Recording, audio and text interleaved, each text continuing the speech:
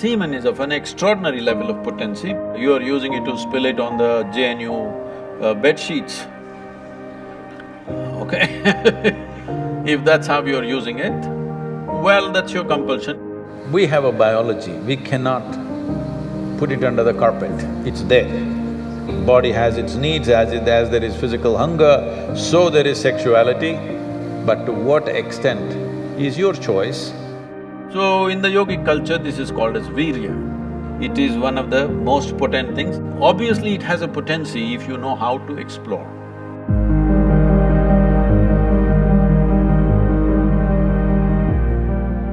Namaskaram, Sadhguru.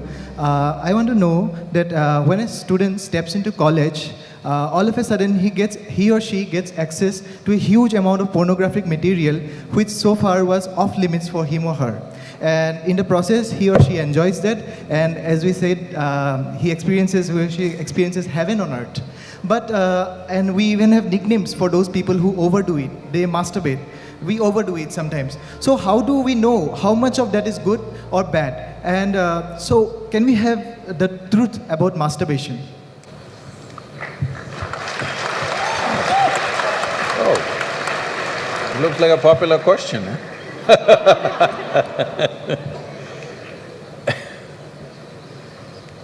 See, we have a biology, we cannot put it under the carpet, it's there. It's best we address it for what it is.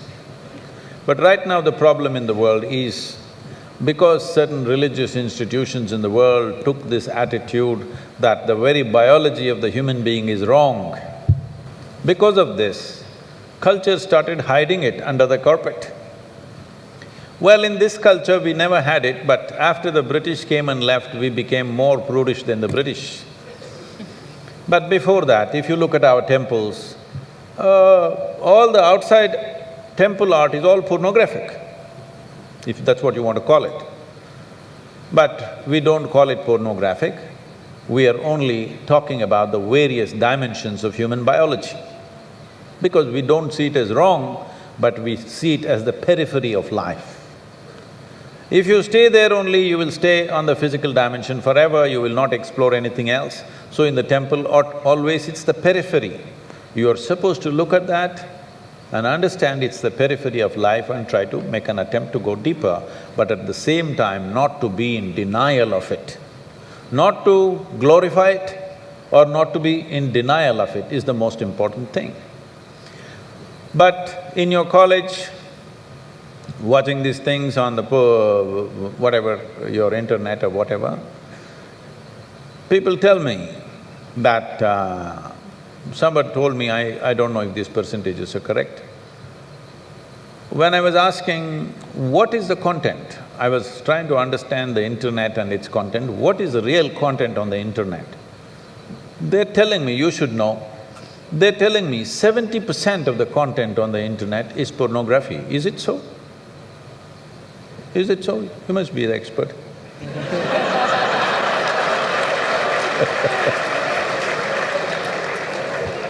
Is somebody doing PhD on it? They told me 70%. I said 70% is unreasonable and sick levels of pornography. If it occupies a small percentage, it's okay. 70% of a technological platform which could do millions of things, unfortunately is pornographic. Just biology of life is very unfortunate because once you come as a human being, your biology is not the front end of your life. It is one part of your life. This cerebral capability came so that your intelligence becomes the front end of your life, and if you become conscious, your consciousness becomes the front end of your life. Biology is the front end of a bull.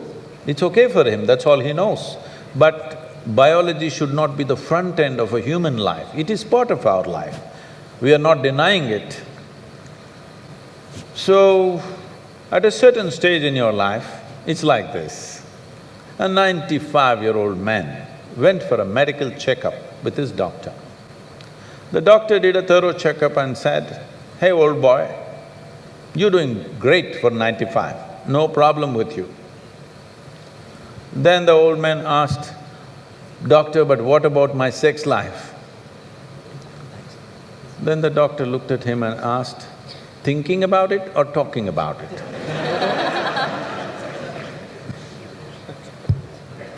So at different stages of life, there are some times you only think about it and talk about it, there are some times you indulge in it.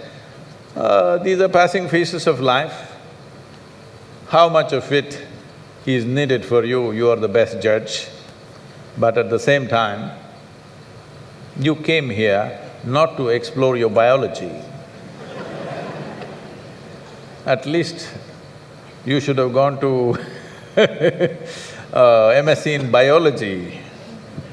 You shouldn't be wasting your time in a technological institute exploring biology. Does it mean to say you don't have biology, you don't have biological needs? You have, it's fine, but it must be on the periphery. It should not become the core of your life because it will reduce you in the sense.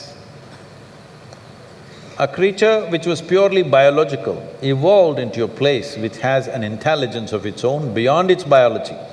See, animal intelligence works for its biology alone. How to get its food, how to get its mate, this is all its entire life is.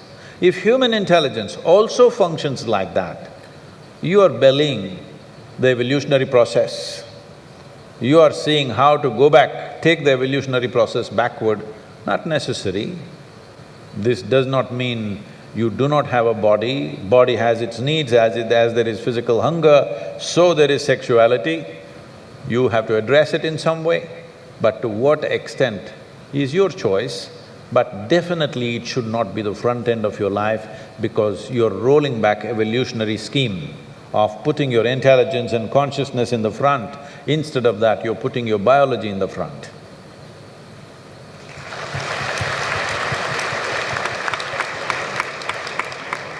How important is a man's semen for physical, mental and spiritual well-being?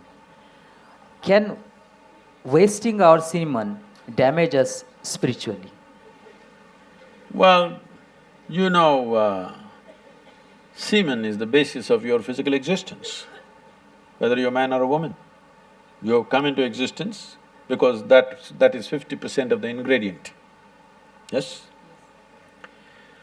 Well, we have skin, we have epithelial cells, we have hair, we have many other aspects of body, you know, heart, liver, kidney, so many things. All these cells are of a certain potency in their own way. But semen is of an extraordinary level of potency, it can create a whole new life. Well, today you can take an epithelial cell and do a lot of things in a laboratory and maybe we can clone you, all right? So the potential is here also, but it is not in the same dynamics as it is in a cell, which you're referring to as semen. So in the yogic culture, this is called as virya.